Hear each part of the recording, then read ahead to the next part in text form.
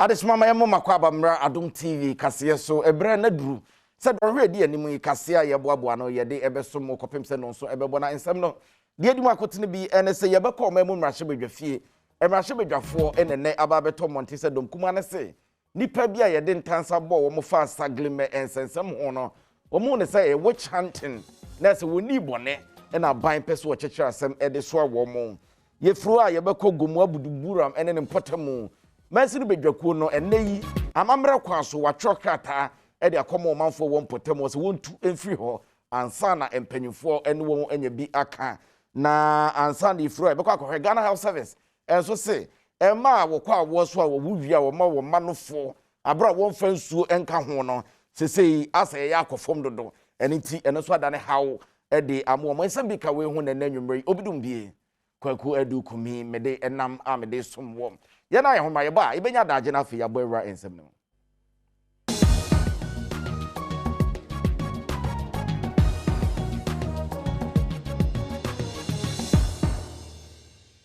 Yemma kwa babio afi yenye bre na yemunwa ensem no ankasemu yen hyase na yekopie ewo court ene court kwa setena mo panyini Collins Dauda ne nipa bi ede ntansa bo mo se sagleme edan ya nanka yesie o ma yenhwe ha mo manga na aboka o mu bipie mu no mo ba ya Almost in Tansa, ya debo mo na nyade ombetimi agya to mesansa nyade omudi hofo bia. Kaniswafo bia no wo share water resources works and housing so Alhaji Collins Dauda ofofora obesi na nem ewa abra wo free saa so ye honom Dr. Kwaku Ajiman Mensa ene enipa miensa bia wonom eka ho no bra wonom ekogina asɛmdi bia no sobo aduonum mienu enam wo so amoman aboka $200 million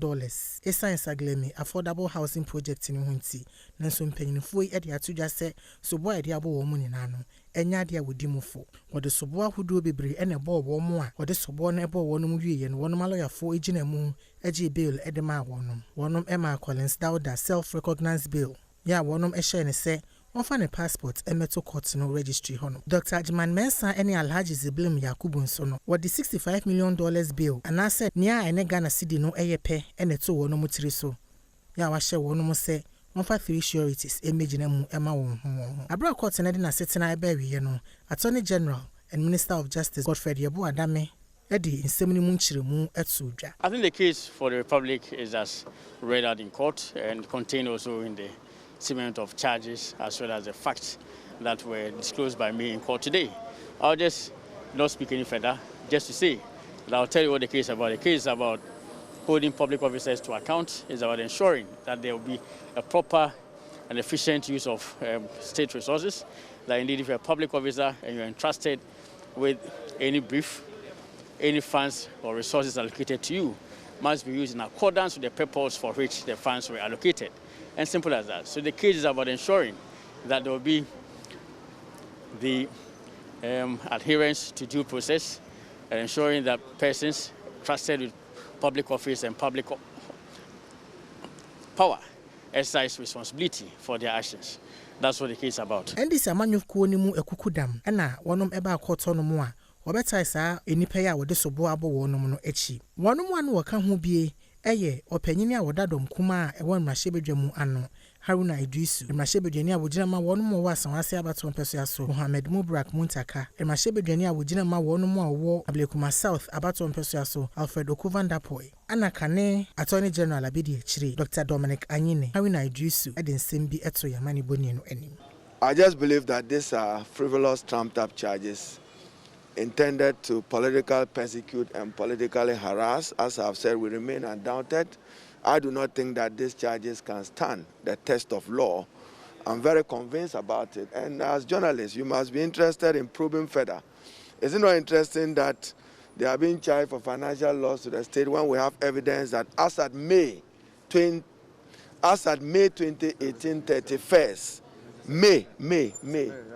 2018, some payments were made to the same contractor, yet the persons who made those payments are not being charged. Yeguswa ewo court nsensemu yafie ni Ascent Central ensensema ema na homene so ai kubia semrahye bedwani a wo court ehye se de bia ukuta no woni ho kwais wotimi ekuta esanse krata ne kuta no se wo Canada ni de hye sa krata no emso wampa ne ho achiye ene NDC amanyoko den sima ba betu dwa wo se prukusu enkom coat kwa na kom shirt ene yi se ka se to aba wo munim so mo be say di nkunim ti by election there e yo mo dada. And then there is a subsidiary legislation, a certain qualification at what? Nomination. And on that same legislation, there is a ruling by the Supreme Court that says that nomination periods is different from nomination days. Clearly, in the case of Sabiot Avrache, Park was saying you. It was any time, we shouldn't have gotten to where we find ourselves today. We shouldn't. As executives of your party, and normally we have man and papa yabedu a so it depends on the spectacles I will share. So at the time Joe Kwesi was being voted for, he was a citizen. Now when Crown a country of Mukroma say, oh filing nomination now you're MP. You don't become an MP by merely filing nomination. It doesn't make sense. Our laws must be looked at. The facts about filing nomination just all your MP. No. In the parade of filing nomination, how many MPs? In the parade of filing presidential elections, no, why not be a president? But you see, on a senate, no, minia, any year, yakasi yanko to abano mampenya kufuado, bedroom ko ebedi na chiako. Yakasi yanko mampenya kufuado dem, ni yanko so sabato ne yebeko. You are ready for by-election. We are ready. You see, we are ready today, tomorrow, any other time. We know we will not get there. We have a lot of options on the table. One of them, and the public one I can't show about the way, no. Okay. But you see, by election of Akufo-Addo, they've called for a referendum on the 6-month performance of the Akufo-Addo government. It's a midterm election. You see, official results now, Joe Kwesi remains the most popular politician in the Asen enclave. Because the votes will nyan, and also see any presidential candidate, including President Akufo-Addo, who is said to have won the constituency. Ye fra na fe de ani twem e wansamfu from beka gym instructor and pabonifo kudi na boa e ma ni tin na nanom wonse do na ne busuafo de abetudwa sanya me pa me da e bayi wo hwe no wadi ne na wotweda ansana kwabranyi e bekoso adotiye no watimi e de ahyehye so. Isane sa police for aye emu ni mu hwehwemu awie ya wadane emu na ama abusuafo nti ana ama sesei wonu matimi ahyeda wo ba bedi owura yi na wotwe gym instructor ya wonum efre little no na wotwe miensa etwemu ena nipa bonifo bi ebowura ne fie e Central Hill ya e won kran hanom ekokokum no a police fo eguso a wonum eye owura yi wo mu enhwehwemu ya besine ya no wonum entimi nchiribo bia little kosi ebra ohwere ne nkwa no na wa gym instructor nanso ne nyina mu no owura abusuafo e de atudwa se ensem bia ekoso e wodo obo enwuma ahudo bi mu no won pese obeka nipa bonifo a wakum wonde hye no ho asem na emum wone ne kanchima ho asem e na wo keka no sansensem no wonum eni nya ho kra nkasem a enya no kore se wone obi eyere e na ehihye ho na semtwerofo ebinom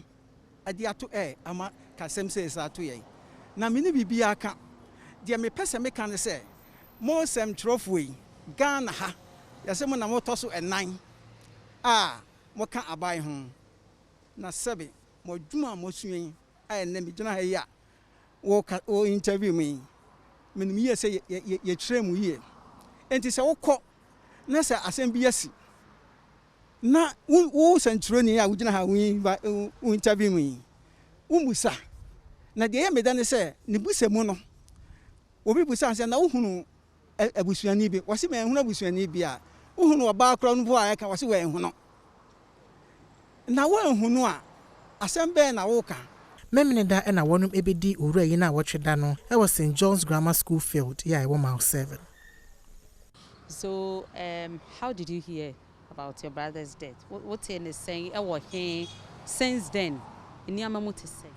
Okay, I heard it on radio that a certain guy called Stephen Akowa at Central Hill has been shot dead. And then in Accra, sometimes when I come to Accra, I stay with him, so he's the only one I know in Central Hill like that. So that's when I got the information that he has been shot. Ye frani ya diani chemo budumburam enen mpotamu na mensin bedwekọ wo mpotamu no o ma chokata ede akomo manfo wo mpotamu so obi antu free ho sade be ya bo betimi adwiri ho agu bone ne ya do so dodo no monsemo mo kan se we ye kokobo warning ene omode mo mo so me o ma adwene se o muntie no matede a na nya obi na ekumantwu bosi akona na epe na biewu no de ne tri age achema. Abane de nkrata koma amanfo bi a won wo Bujumbura ma wasisi adan a ye frɛ se ghettos se enimanimu hiya no wono entumfiri woni dan mu aban no ayen hyehyɛ se wode niema egu akwam na wode mpuntudwuma aba ho na bra nkrofo yi ensaka akrata yi openimpa na odi ghettofo yi enim supi akashi a ofiri gomu afete stew na openi edito Adom TV enim se womoni nye ewo nsensem bi amanfo Dani da wone kafa eye ghetto boys a wone wo eye Bujumburam. Wɔkyerɛ sɛ wɔn ti wei enye amanfo bi a woni di nsɛmɔni na emom ankrofo ne kodi nsɛmɔni ɛde bɛhyɛ. Na wɔto aso sɛ wɔn bɛhwɛ ama asundue abakasoa ene ne mpate. Kɔnyɛma de ɛkɔso wɔ camp nu. Ama yɛ hu kyiriɛ. Dodo. Nkrofo timi di bɔni na ɔmo abɛtɛ wɔ camp. Na ɔmo atete wɔ camp yankasa yɛ nim die ɛkɔso wɔ kromo by any time you better say we are say chronic kiti enti we ni na ka ho na nanu mu atena sa adwu say no o de camp nu yeah embubu camp so that you find here adipa de bet me aboa eman nu na osan so de tudwa sɛ wɔmoni agye bebree wɔ anamo ampanifo etu sɛ wɔmo epese wɔmo de ɛhɔ ɛyɛ mpuntudwuma enti sɛ na sɛ camp ye be bibia ma ye hu betɔ ama ebema ejuma bakromo ama obi anso benya na ejuma ye any school papa anso akọwa I think ebeboa emanu enti yesu enim asem bi aka yasem kakra de wo kanu womo a womo te dan opening ba ko nso ana oka ho adodo na afre ne se street king anase Adolf Hitler eka se anamon ya ban yetui eyade a eya nanso so no ade aban ne pese ode ba ho eye sukuu ene ayaresabia ene market ne de keka ho no eyade a etwa kwam na ka se bibia ba Liberia camp no ampa ya ka se tibi wa no ya hunu to say bibi surprise bi so what ya say tibi wa no e be say bibi say asi that means aboni for Dwaniba camp be I did bia ba say na camp no ti no untumi hu so what ya say untumi hu na kwa say baby yeah ya wo camp na obi anim ye say ye na ye camp ti say ye na ye fo asa aboni so ba enya sa and say na mo decide say omo be juri camp na say omo di aye market no omo di aye niam pa enu di I think say be boa so what ya say ye ntimi mo di e bat ye be nu de ye be kita no sa affect ye ba be nu de ye be kita no sa ye nyina camp nsensemi so na fe ye ntwa ye homra Adom TV kase red aso master gina ye ba ye beto aso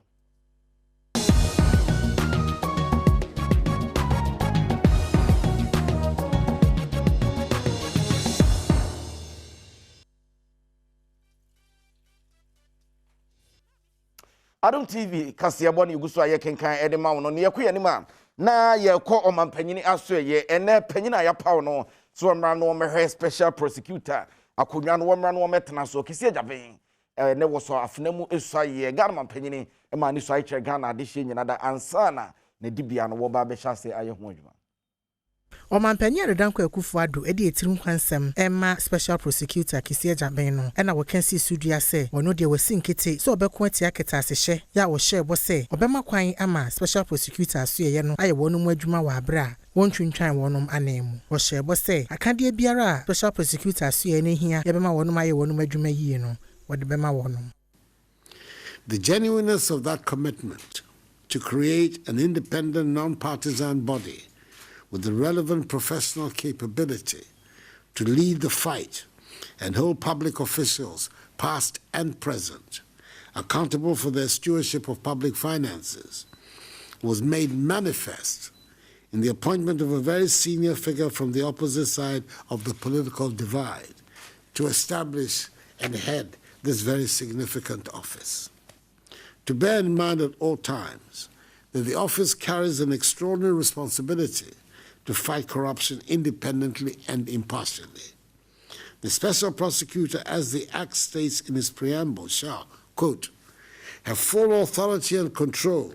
over the investigation, initiation, and conduct of proceedings of alleged or suspected corruption and corruption-related offenses involving public officers and politically exposed persons in the performance of their functions, as well as persons in the private sector involved in the commission of alleged or suspected corruption and corruption-related offenses, unquote. owie ye chire na kese ajaben enso di tu dwa se obeye na adwuma se de se na fata wa abra wonye nhwehwe ni mu bia. I come into this office and pledge to the people of Ghana, as I said exactly 2 weeks ago, that I'm going to work assiduously with deliberation to suppress and repress corruption. I said 2 weeks ago at Parliament that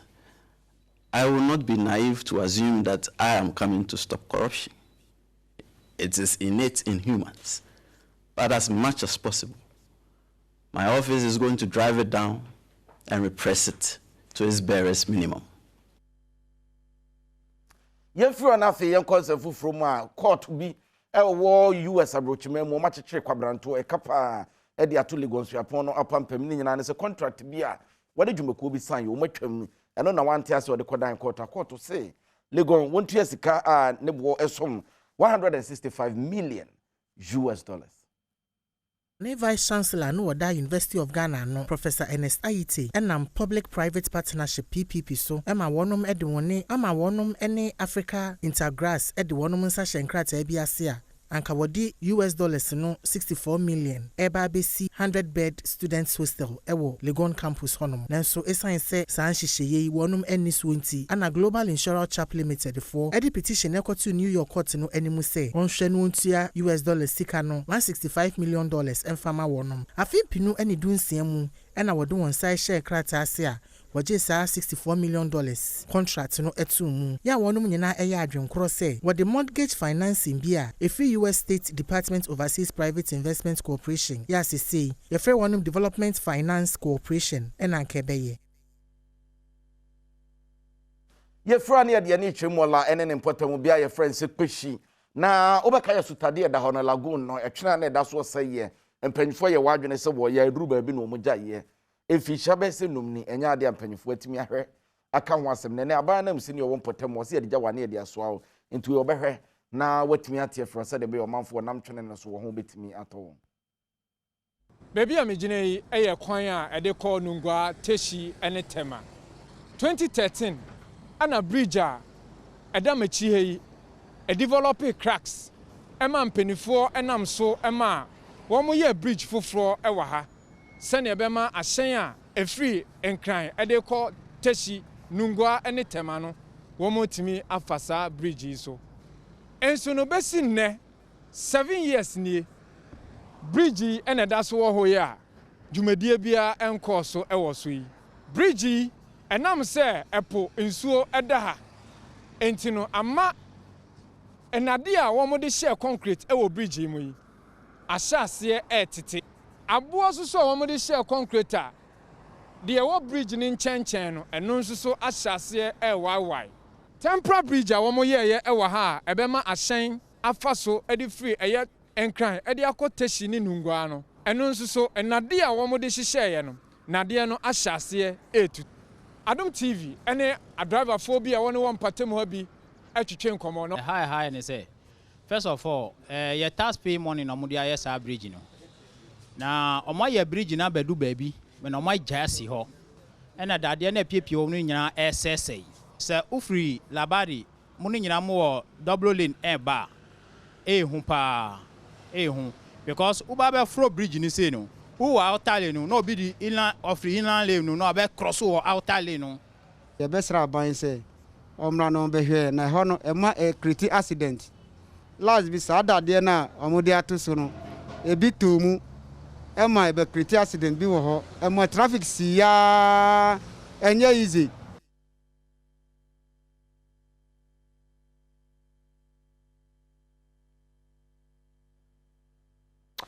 Yefua ne de ne twemu asantemantam nkwanhye bi asi ewo heman ene ne potam nipa mienu ene tina nano monse do areho Adom TV kase ekopie mu ekohwe se de no ma esikoye aha ene bia akwanhye no esiye na trailer no akwakoyi cement a ni ti ewo kwan mu anim ye ana ne to no so no afama ba bepie mu ewo ha sei inti trotro driver no edimrika tente ne free esoro ha sei eba wodu ha sei no na se ka no abia kwan nu dada cement car no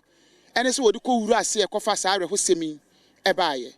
Acting Medical Director ewa Ankase Methodist Hospital, Dr. Reginald Nkansa, any Adom Kaseɛ atwetwe nkomo. Victims na de omo baaye no. Na omo ye makomaku edu 9 ana 14. Emu nsia eye emma. Metimi aka sɛ nipa mienu na ewu. Driver na otwi saka na de yede ne ba ye hwɛ na wawu. Na ni otosimi ni owu ye no no pa ya owu no oyɛ staff oyɛ nurse ni awapon nka oba night duty na obehia san kwanhia we oyɛ adwuma wɔ emergency ha yede ne kokɔmfa no chi ahomnachi ya na yenya ntiye sɛ wawu. Emra Adom Kaseɛ kodu ayaresabea hɔ no na wɔn busuafo aprepre ne bi wɔ hɔ. Owura Kwabena Poku ne Adams Ibrahim ne Adom Kaseɛ atwetwe nkomo. The condition there senior anya easy. Ne na free ne ha sei no be si fom ni nyina we abumi no na ne mama so sei no so esa apam ho no eno e fon adwuma around 6 o'clock na otena ka na so metina ka memeti ahwa be 1 hour time frame say wanya accident was nye easy e say no mo say fa ne nko G ya buy say ni 3 day na asef for day according to doctors so mo say je say nyame bom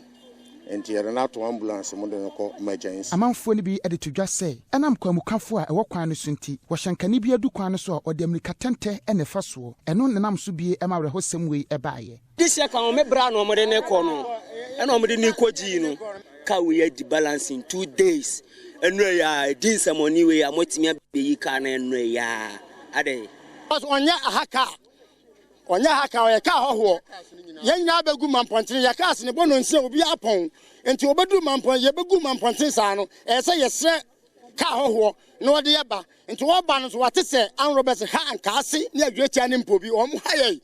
anu nti na om ye touch say mate ne ye touch say but onim sa an Robert enti wo twa for om so ene ma asade no ekobaaye.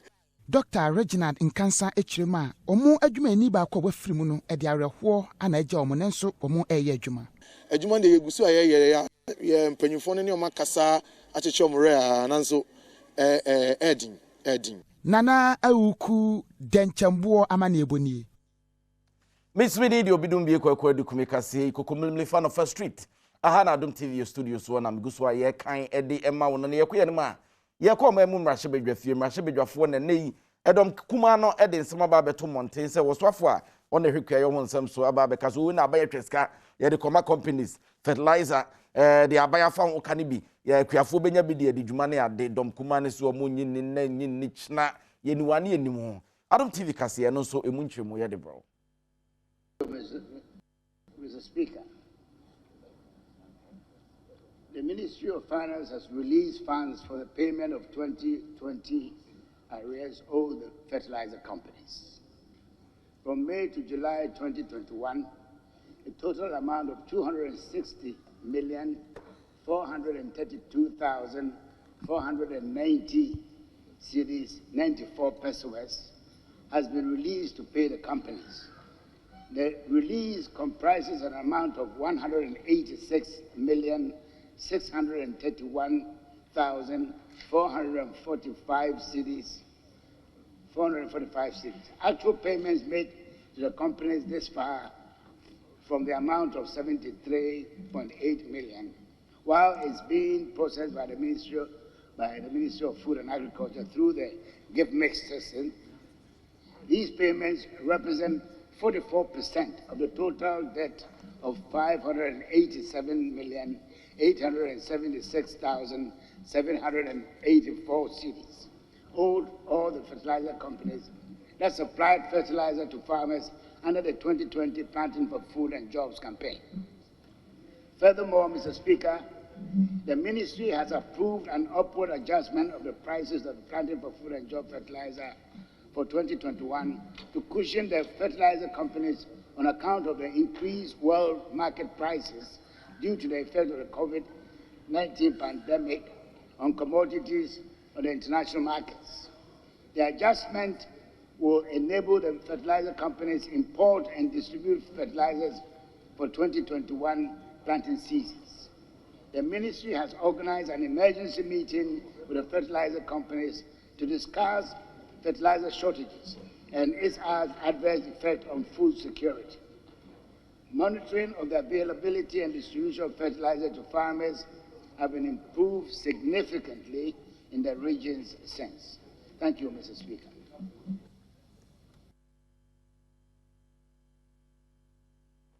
Yes, I am home review your body. I can't do so. Bebro wakasino.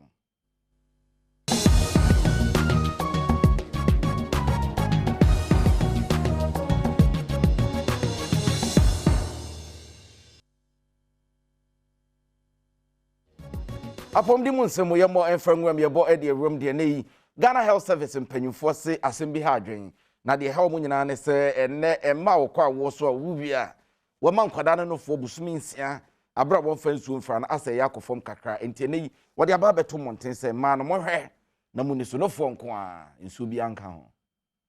Deputy Director of Nutrition at Ghana Health Service, Esi Ofoyuwa Amanfo, Ekasafa World Breastfeeding Week 2021 celebration hono. Ana mami editu da say, enhwehwemu a wono maye no eda na di say, science say, ema dodo na wonom ewo manmu eye adwumenti no, wono mu nya adaje, ema wono mu manufuo, se de nkesese eye, ya sa anu yi eye ade a ha adwene pa. Oni Adom Kasiama ni buni etwetwe nkomo no na wode nkyeremu sei etudwa. Hwemu ayaye no ekire se exclusive breastfeeding. Obema akwala no nufu nsuo nko unfa eduane bi anka wo ekosi busumi nsia no. De awre hono so eso ate. Nti eno no ye da dwem bi se wo hwese se yetimima nkola no nufu nsuo no si ya wona to ho foforo no akosi so obenya busumi nsie ma ne nufu nsuo no nko mfaso a ede breye no de dɔɔso kwala ne nyare onyi from na dwemu bie mpo obatan no so ɛwɔ ho mfaso bebree na yenye no ɛyɛ asudi ɛma yenyina nti enei yesan susu sɛ yenyina yemmoa na obawo na yansi ni pise yeman mu de se wo akola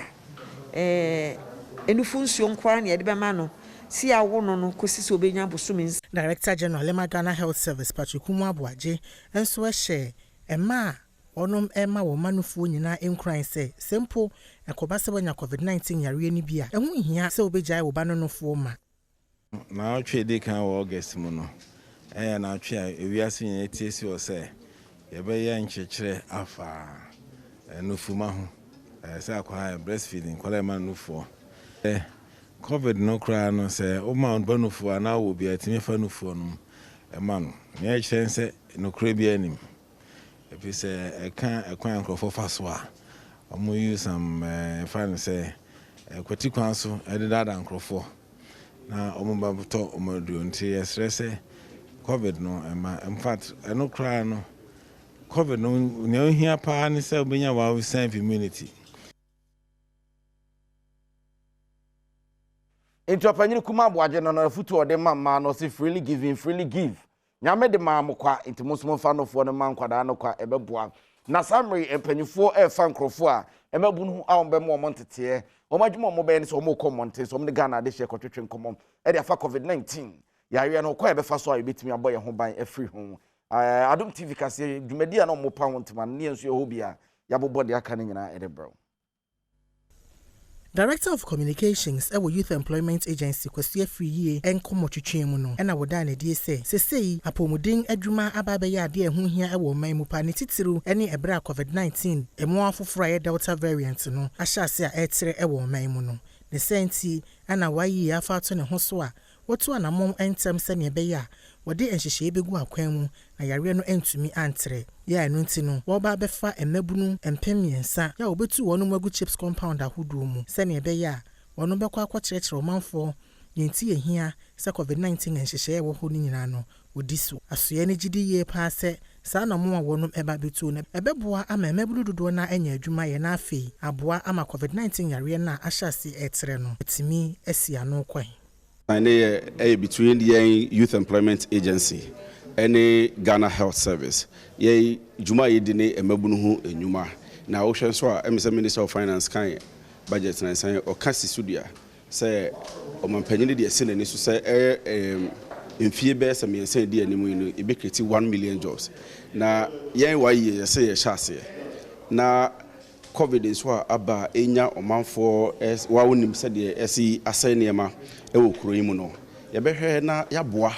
yɛn nso yɛde nto boa ba yɛafa mabunu kakra no yɛtumi de ɔmagu system no mu na ɔmo aboa ma yɛasɔlve covid problem a aba bebrebe yi enti ɛne Ghana Health Service ɛdi nsawɔsoɔ a ɛnɛ no yɛbɛyɛ nea yɛfrɛ no MOU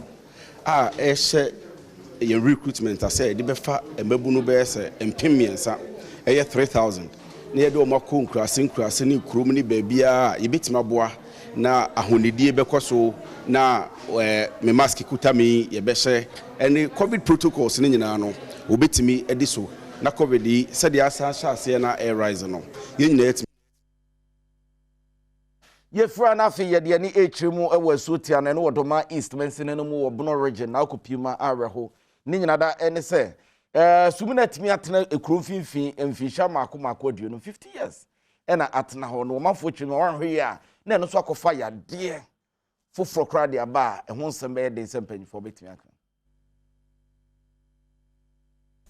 Omanfoɔ bi a wɔnom efie ɛwɔ asuotia no ɛwɔ dɔma east mansini mu a ɛwɔ bono mantam mu ya wɔnom fie no ɛbɛn bɔɔla ɛwɔ kurom hɔ no ɛde to yama ne boni anim sɛ ɛnka a efiri bɔɔla ne mu ɛba no ɛma wɔnom ho kyerɛ wɔn paa esane sɛ ɛbɛn wɔnom fie no ya ɛnya bɔɔla nko ana nkrɔfoɔ atugu hɔnom ne mmom wɔnom agya na nyinaa no wɔnom ɛbɛtugu bɔɔla yi so wɔnom de wɔn hu ne sɛ nea ɛkɔ so wɔ hɔ no sɛ mansini na nhwɛ ampɛ ho asɛm anka ɛbɛma cholera ɛne malaria yareɛ no ɛto atese ɛwɔ sampɔta mu hɔnom awde ye fa bin pa de be chin ba ne ne nyina atwa ahia matena ho mapra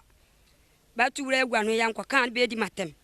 nti hawde e bi wom pa de be chin so eto a bola su wura nyina gufi ho matena ho ne mapra ne nyina tintra ho pra chere mi wieye tie die mi huna man papa ba no ya ba hwiegu ba ne ne ba gya ne be ko be fa bi ma ba to atwena ne be ko nti bi ne nyina ba fi ho jare wo nyina mframa ne huwa bi nyina be wura jare wo den wo nyina wa polati ne ba wo entontom bonso se mframa tu se ya polati ahodo wo ye aduane kra na polati ebetom ade entontom brae asama ya yare ya nkra no omu ko bola no so a wa ka so mo huro mu sa no mu dibedidi ni nyina ma yade nti bola no de ha ye pa bola no so si ha che amane bebre meka o mampanyifo behwe so meka wonti Musa Anifa local council chairman ewo wamfie wodi tuja se wonu matu anamo akwa assembly na so ye akobo wonu mama ne empempi nanso enya ade a wonu atum ho anamo bi ye bora mienu wa ha na anu ara ye call assembly ye call ai meeting wa assembly na bi adika na ahye bose opese odi nsase ne ba border no obeboa na ba kon ye book depi wo so obehu committee na na panfo so ya ati asese o meye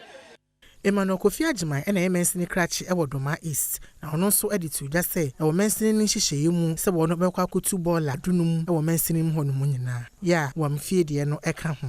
wo hweye mensini ma ye wo bola no mako be se 15 a ewo se ni nyina yetimtu na ye hawa ewo mensini num no bruni beka bibi se gise ye prioritize na ne sesiye ya ye kase ye ne se bola ne druba bi no ba so oba fie na ne ya pa fidie ne de akwa kopia yamani boni ekọ honom no ne a okoko hunu ye ne se sa bola yi akakakra bi na ewura nkrofo fie ya ne sa ye hu behia se enmanimu ya mpemfo ebetu ho anamo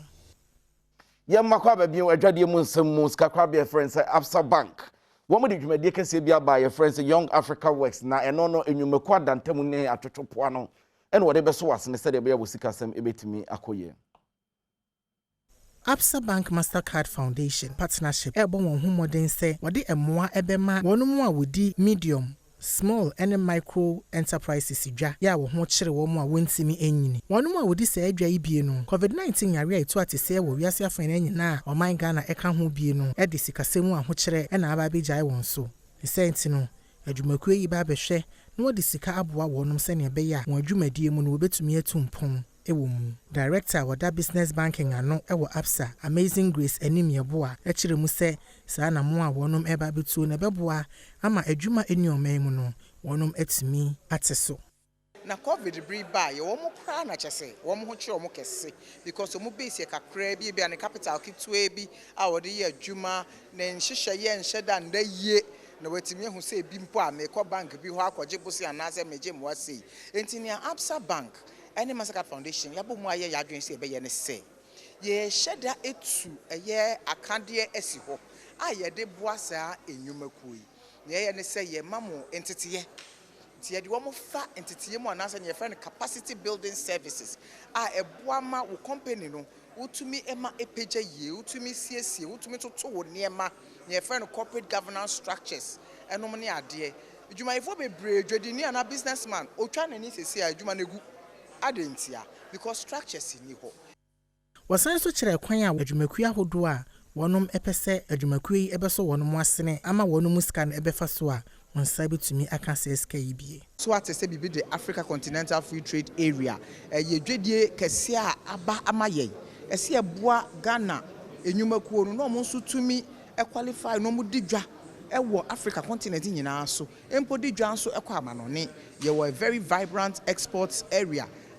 Ghana Export Agency no mo eboa ne ade nti ye nso Absa Bank ye de ahode ta akire ne aboa sa adwumayefo yi non traditional exports ne ade no motumi e de niema akwa amanone no mo nso so enya eho emfa so enti ye bodewro se MSME bia wuhia mo abra santete ye eye free na mom e wo se wo ye disciplined because when him says wo pese wo grow agopama so I want it be se wo fam we so wo pese wo international markets even Ghana local markets kwa na wo pese wo dwuma no etum pon a e wo discipline bia e wo se wusua na utimi di kwa wunwuma ni ya du so ya agokansie mo nsem na ne owura here Mavis Avonyo fire be a guy fire lady na ne minute bia na so age na mu wo de bebrew.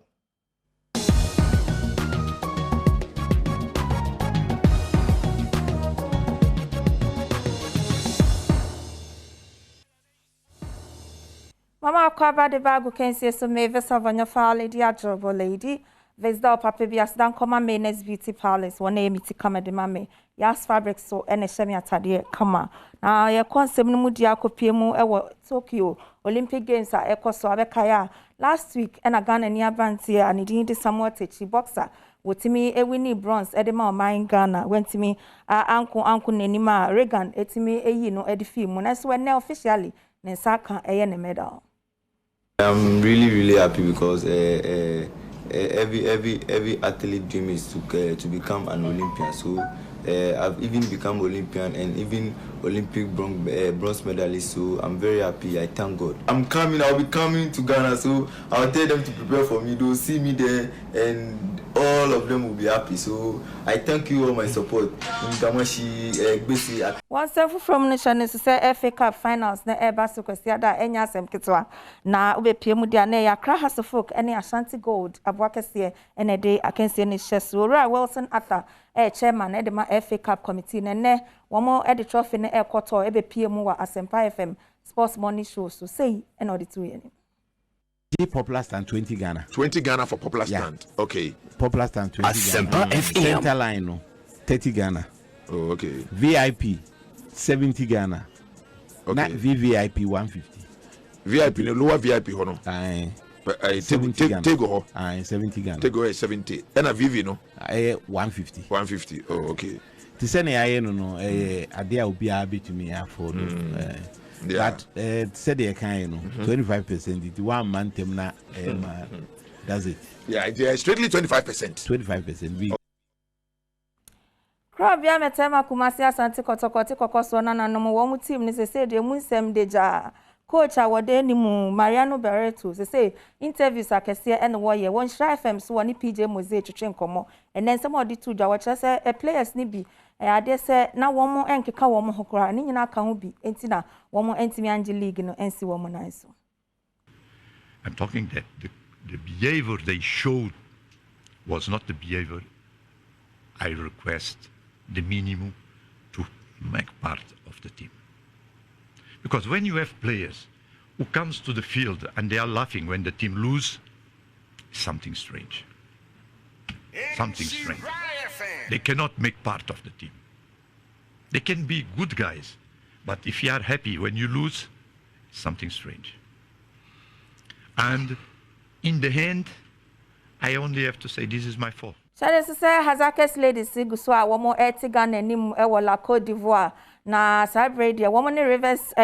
Angels Nigeria for Mayo and any day I can say so a CAF qualifiers a woman they call a CAF Champions League. When we qualified that last game I woman boni on bet media left cap no. Say me no kase the game ni guswa ekoso woman share 1 ama River Angels so ashe 1 ti akoye 1-1 de ebe to aso no nyame ya do match na ye de aka na ebe brem sam kakra me international producer Sergio Manucho eboaboa no e de man de bro no asidan koma logo so Eric no mo na etwa me wa na eye Mauli eye director se won bo me chidon shon ko me visa vanyo fa lady ajobo lady visa papa bi kwaku edu kumi papa bi eto aso de aka na man fa san ka fidie.